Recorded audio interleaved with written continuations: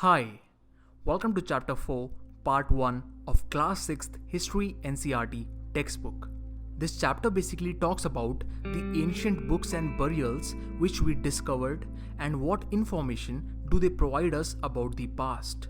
You must have heard about the sacred ancient texts in Hindu religion known as Vedas. There are 4 Vedas. First, Rig Veda, second, Sam Veda, third, Yajur Veda, and fourth, Atharva Veda. Rig Veda is the oldest of all of them and was composed nearly 3500 years ago, that is around 1500 BC. What is a hymn? It is a religious song or a poem sang in praise of a god or a goddess. Rig Veda consists of more than 1000 hymns, which are called as suktas or well said. Although people prayed to many gods and goddesses during the Vedic times, the 3 most important of them were Agni, the god of fire, Indra, the warrior god, and Som, a plant used to prepare a special drink. These hymns were composed by the ancient sages, and an interesting thing here is these were passed down from generation to generation through the spoken word only. That means these hymns were not written for centuries and were only memorized and recited by the students through their mouth. Most of them were composed by men and some by women. Rig Veda is written in Vedic Sanskrit, which is older and quite different than the regular Sanskrit which is taught to students in school nowadays. Let's talk a little bit about Sanskrit and other languages. There are many languages in Indo-European family of languages such as Hindi, English, Gujarati, Kashmiri, Greek, French, Persian, etc. etc. And Sanskrit is one of them.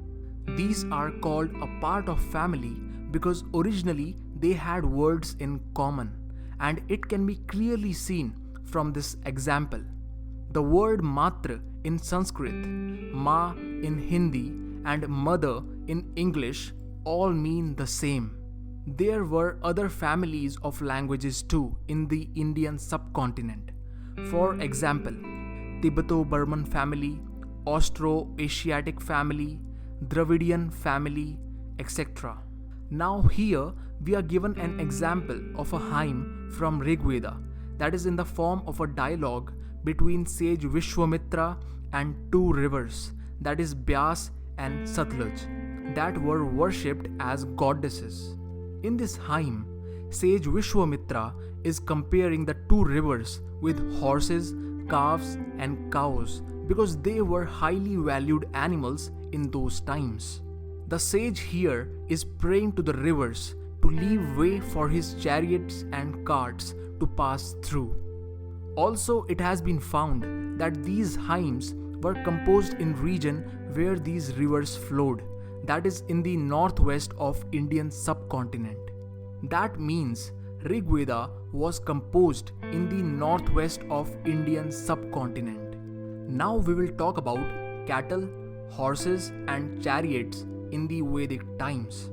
A lot of importance had been given to cattle, children, especially the boy child, and horses during the Vedic period. And how do we know this? Through the prayers mentioned in Rig Veda.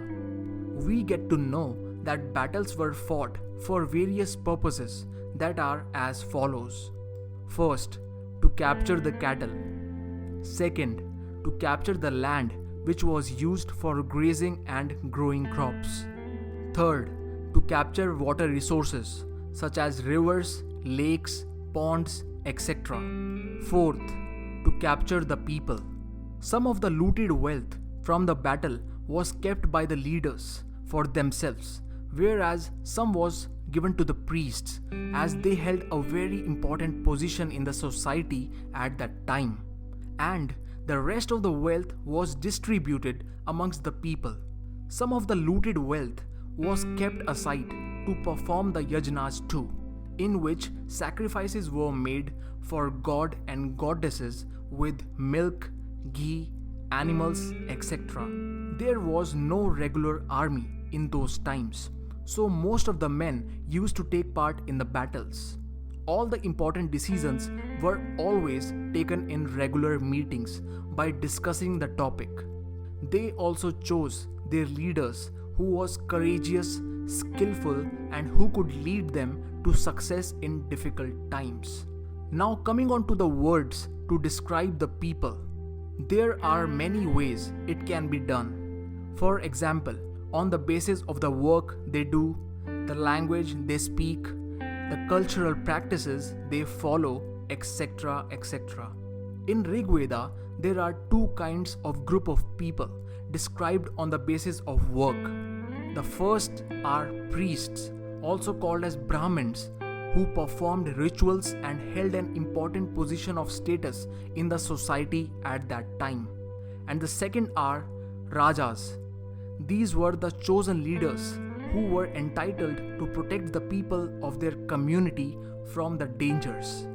An interesting thing about these Rajas was that they were not like the rich kings and emperors we are going to study in further chapters.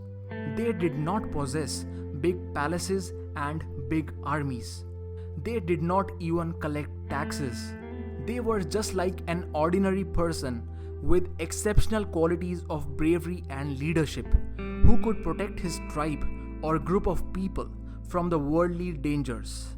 So as to keep the video short, I will stop here and cover rest of the chapter in my upcoming video. Till then, take care, bye bye, Jai Hind.